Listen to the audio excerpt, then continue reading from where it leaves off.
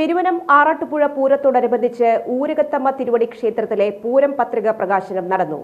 ശ്രീ പത്മനാഭസ്വാമി ക്ഷേത്രം തന്ത്രി NR സതീശൻ നമ്പൂതിരിപ്പാട് പ്രകാശനം ചെയ്തു.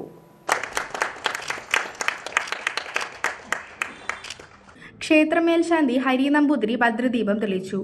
Cochin Devaswom board commissioner SR Udayakumar Shri Padmanabhaswamy ക്ഷേത്രം തന്ത്രി NR സതീശൻ നമ്പൂതിരിപ്പാടിനെ പൊന്നാട അണിയിച്ച് ആദരിച്ചു.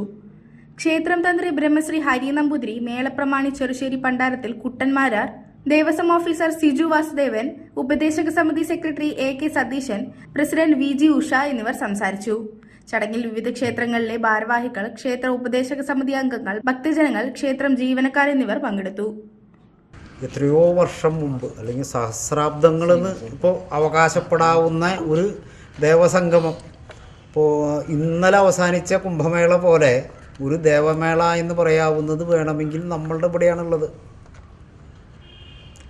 അതിനെ അതിൻ്റെ രീതിയിൽ ഈ ഇത്രയും കാലം മുമ്പ് ഇത് ഈ രീതിയിൽ ചിട്ടപ്പെടുത്തി അത് ഇന്ന് വരെ തുടർന്നു വരുന്നു എന്നുള്ളത് തന്നെ ഏറ്റവും വലിയൊരു അത്ഭുതമാണ്. ലോകത്തിൽ കാണുന്ന അത്ഭുതങ്ങളിലൊന്ന് എന്ന് പറയാവുന്നത് ഏറ്റവും വലിയ അത്ഭുതമായിട്ട് കണക്കാക്കാം. കാരണം കേരളത്തിൽ പല പ്രദേശങ്ങളിൽ നിന്നും ഇതിലേക്ക് എത്തിയിരുന്നു. എങ്ങനെ വന്നിരുന്നു എന്ന് ചോദിച്ചാൽ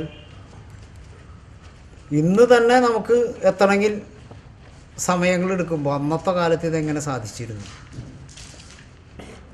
ഇപ്പോൾ വിട്ടുപോയിട്ട് നടക്കുന്ന പൂരങ്ങൾ പലതും തന്നെ അവിടെ നിന്ന് ഇവിടെ വരികയായിരുന്നു വെച്ച് കഴിഞ്ഞാൽ എങ്ങനെ നടക്കും? കാരണം ഇപ്പോൾ ആറാട്ട് പൂരത്തിനോട് അനുബന്ധം നടന്നിരുന്നതാണ് ഈ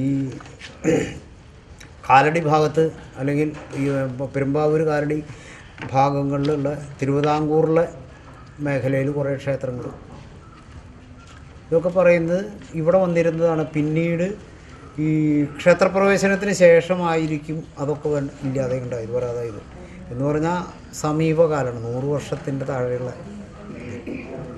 ഇന്നാലോചിക്കുമ്പോൾ അതൊക്കെ എങ്ങനെ ഇവിടെ വന്നിരുന്നു എന്നുള്ളത് തന്നെ നമുക്ക് അത്ഭുതം തോന്നുന്നു.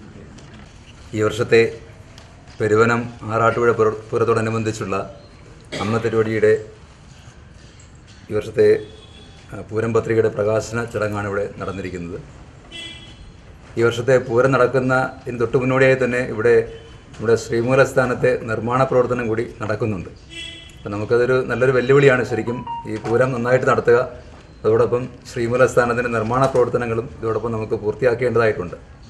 അപ്പോൾ ഈ രണ്ട് കാര്യങ്ങളിലും നമ്മളെല്ലാവരും, നാട്ടുകാരും സമിതിയും ദേവസ്വം ബോർഡ് എല്ലാവരുടെയും ഒത്തൊരുമയായിട്ടുള്ള പ്രവർത്തനങ്ങൾ കൊണ്ട് മാത്രമേ ഈ പുരാഘോഷവും നമ്മുടെ ശ്രീമൂലസ്ഥാനത്തിൻ്റെ നിർമ്മാണ പ്രവർത്തനമെല്ലാം ഭംഗിയായിട്ട് നടത്താൻ കഴിയുകയുള്ളൂ.